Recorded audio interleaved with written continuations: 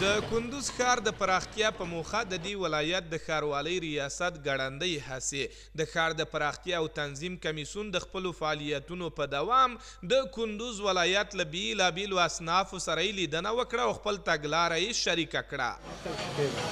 نو د دې کميسيون عمده فعالیتونه او عمده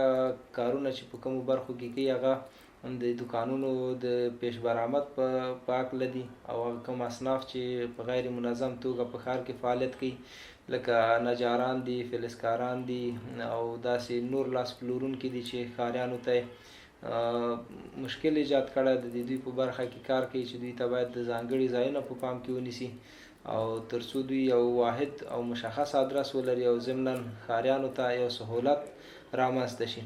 د ښار د تنظیم او ترتیب په موخه داسې مهال دغه د 100 ډیرو ګډو ادارو کمیسیون په کار پیل کړی چې د دې وړاندې د کندز اوسیدونکو د ښار دننه په کاروبار کوونکو د قانون په نه مراعاتولو نیوکې درلودې.